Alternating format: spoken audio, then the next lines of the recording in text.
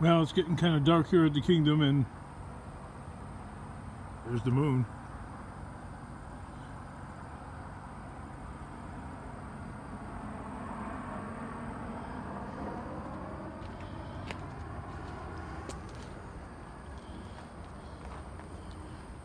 Well, the truck is empty again. You! Squared the water heater. This AC unit. I hate when I get like like a quandary. You know what I mean? Like I don't know what move to move next. Like what you get into like kind of a mental jam where you don't know what option, what lever to move next. So you look to the heavens. No. So you look around the Kingdom. Yeah. Now the next claim is,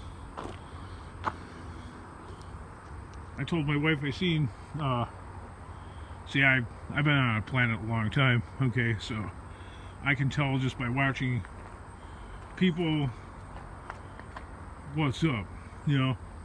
So I seen a utility worker, you know, from the power company, you know, he had the meter reading scan tool, because we don't have a smart meter, so somebody has to check the meter, you know, manually. And yeah, I didn't know that. Yeah, I accidentally knocked the window out of that. So anyway, the guy like looked like he was lost walking around our property, and if it was a regular meter reader, he would have known exactly where to go. Okay. So I deduced from that they're taking a final reading of our meter before shutting it off. So I then call the wife and say, hey,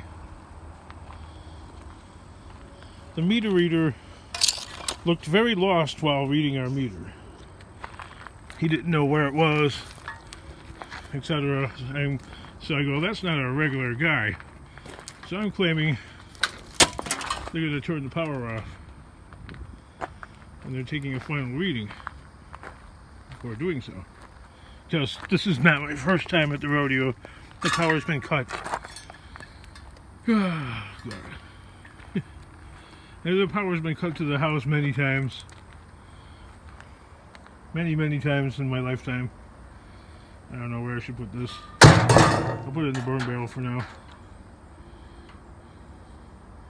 15 volts.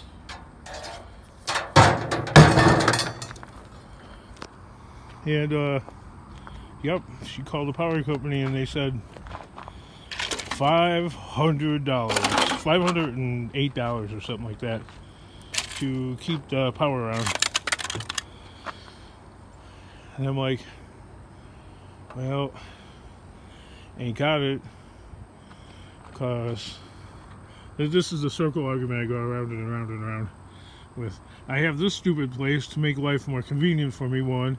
Two, well, if I didn't have this place, I would be driving that truck day and night all the time, running back and forth to the scrapyard.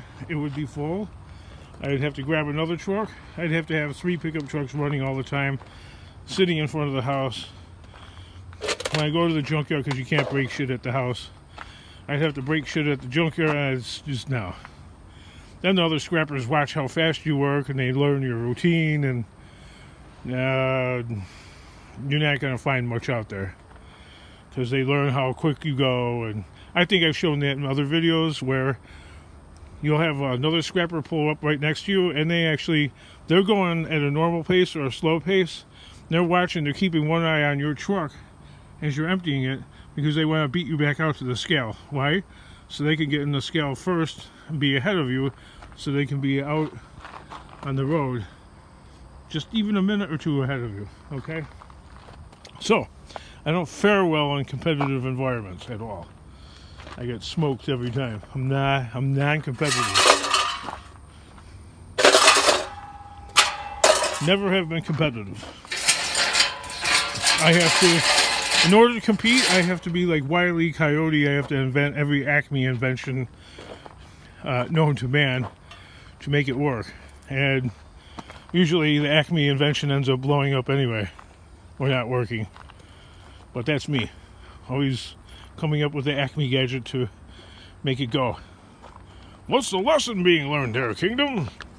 Just do the hard work. Well, you know, some of us are not competitive, man. So I have this invention, the warehouse, which saves me a lot of money in fuel, because I'd be going back and forth to the yard all day long, back and forth, $30 loads, back and forth, spending most of my money in fuel, and then so then I'm moving a tremendous amount of material, and at the end of the day, I've got nothing to show for it, because most of it went to the gas tank. And that would be any size truck, okay? Smaller truck, smaller load, less gas burnt, okay? But still, one quantitative element is missing, nearly identical the amount of time, because the smaller truck really isn't any faster than the bigger one, and your time on the scale and waiting to get paid is about the same. Only pushing the material off because you have a truck that's half the size would be faster, okay? But that doesn't save for other scrappers that will be there getting ahead of you, if this is making any sense. So in the grand scheme of things, you save little or nothing. A small truck would work with this operation if I went around using it to pick up loads and dropping them here on days when the scrap level on the streets is low. But when it's high, that would just mean more trips to here, okay? So that would make sense. And loading the truck, somebody suggested that I load the truck out in front of my house, and I did that before. Once again, Wile E. Coyote with the Acme inventions. I did that before, and since the government that controls where my house is at can't do anything about it, what the people do is then call the city, okay?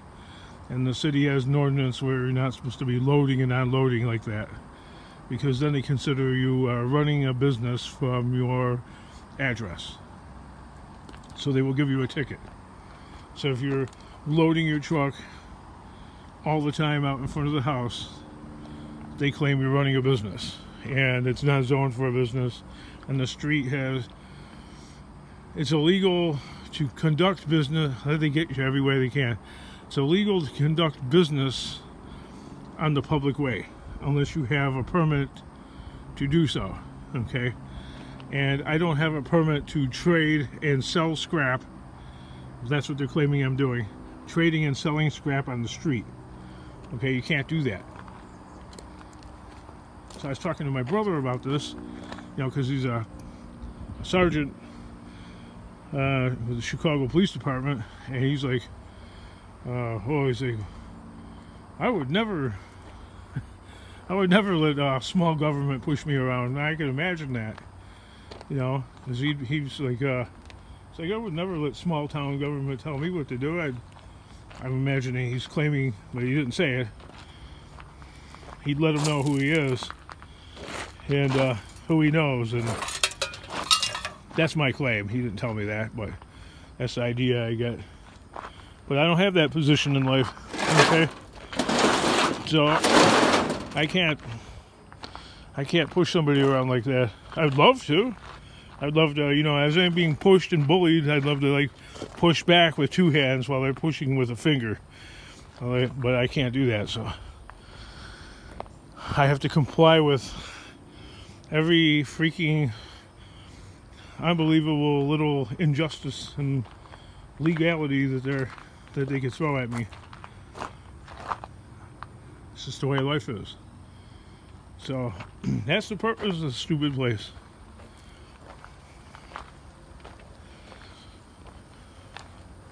Plus, you know what? If I was by my house all day, okay, the cops would be coming there all the time. So, yeah, it's not a good thing, okay? And even if the people couldn't get what they wanted, they would resort back to vigilante justice, vandalism, etc., etc., popping tires, cutting brake lines. Oh, Kingdom, you have some enemies. No, people are mean, man. You know, they don't want you to do something, and they won't let you do something. Okay, I'm living amongst people that don't do what I'm doing. They're either retired, or they stay at home, or they have 9-to-5 jobs. And I'm the square peg in the land of round holes. You know, I don't fit in. Okay, there really is no place for me to fit in. Okay, because if I lived in a poor neighborhood, people would be robbing me left, right, and center. Well, that's why you don't hold on to nothing. You know, it's like Trinket Goblin. He doesn't hold on to anything. Well, if you have established for yourself a knack, a method, and a way of like getting rid of stuff very quickly, my God, that's the dream right there. Okay, being able to.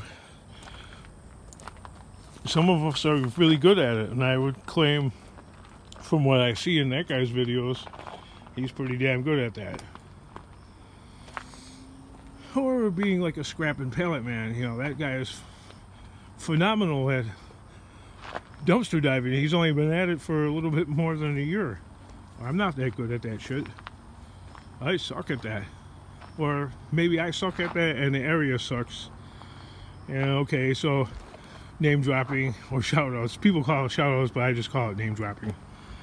Or let's see, Scrap Vulture. Yeah, the guy with the scooter or whatever goes around. He's like, well, you need to go into a different area for dumpsters. You need to go into, man, there's a huge industrial area by here, and that place must be really good for finding scrap. One thing, that place is chock-a-block with scrappers. So I know me, being non-competitive, I'll just be wasting my time there. I should try it a couple times. I'd make a video of it.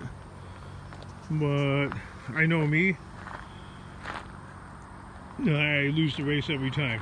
Oh, that's because you're a negative character. No, I just don't think as fast. I don't move as fast. So if I stumbled across something, that would truly be pure luck. And yeah, we see where the luck is going right now. So anyway, circling all the way back, that's why I take kind of a low-key approach to that. Repairing something like that, I'll go at it hard, and then I'll get frustrated, I'll get pissed because I run into a roadblock or something's not working out right, and I back off and stop. I walk away from it, because the other thing about Scrap Kingdom is he cannot deal with or manage any kind of like pressure or stressful situation. Some of us are great at it, some of us are okay at it, and they drink or they smoke weed so they could deal with it.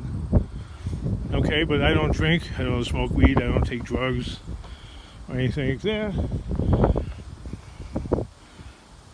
I can't deal with when the situation looks like it's just not working out. I need to walk away from it. Otherwise, I'll just completely flip out and lose my mind on it, and that would not be productive. So I end up closing the hood and walking away from it. Walking away from it, maybe check my comment section, filter through for some comments that would apply to me and the way I do things, okay? Because some people, what was that guy's name? Ditch walking, yeah. He said, loosen or take the transmission mounts off and the engine mounts, and then remove the fan. Well, shit, if I listen to everybody and their different comments, I'd have the whole damn thing taken apart. Okay, I have to filter through and think, hey, will this work for me? Do I want to crawl under the truck and loosen those kind of bolts, which are rusted to F? Okay, those things are just for shits and giggles. I crawled underneath there,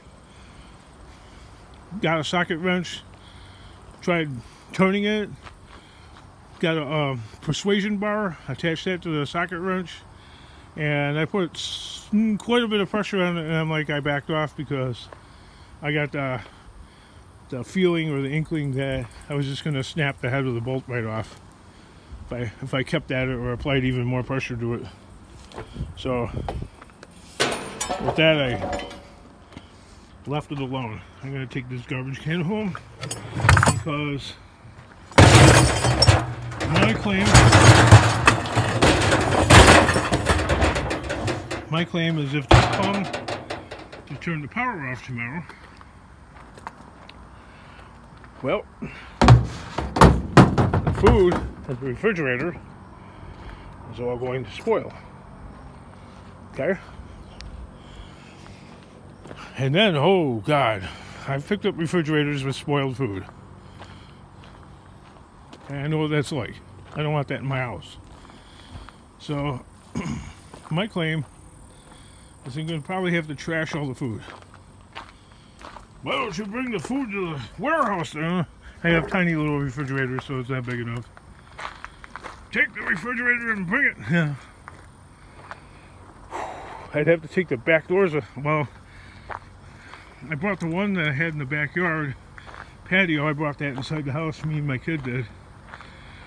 So I'm going to have to get that refrigerator that we're currently using out the door.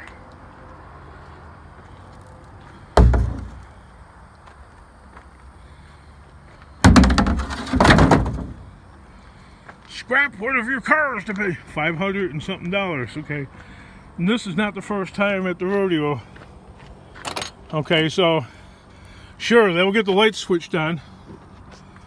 We'll keep them on. Okay, problem. Okay, here's the problem. The same thing is going to happen again. We'll pay your bill. Okay, I pay that bill. I have to forego paying something else because the way we live, everything earned gets spent. There's pretty much nothing left over. That's why the scrap kingdom is always starving for money. Okay, so scrapping something would get a bill paid, but it wouldn't be permanent because it's something, it's a utility, you're constantly using it. So you would eventually, I will end up with another large bill that can't get paid, and once again the lights will be turned out.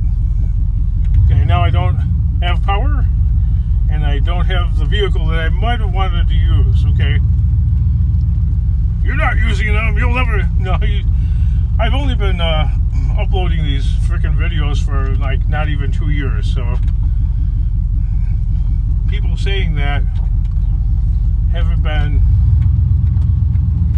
around all my life, which I've been scrapping basically all my life since I was 5 years old.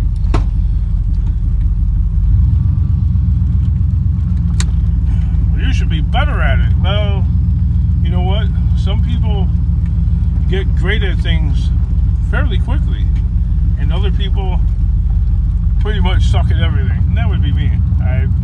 This is not a woe is me video. It's just not all of us are great. I'm afraid that's me. I might be okay at scrapping, and the thing about scrapping that I like is you're not making a product. You push it off the truck and you're done with it forever. Okay? It's not something that you've made. It's not something that you fixed. It's not a service you provided. There's no callbacks, there's no comebacks, there's no recalls, there's no free replacements, there's nothing. Push the truck off, push the garbage off of your truck, okay, and then get paid. You don't have to know a real lot, you know what I mean? You don't gotta be like really smart. You don't have to have a high IQ to do this. You can be pretty simple and stupid, and make okay money. But the amount of money that I make is not enough to sustain everything. It's not a sustainable income. And once again, I think I've already said this in a previous video, most of these people that are scrapping on these scrapping channels, oh wow, that's a hot female. There's none of those around here.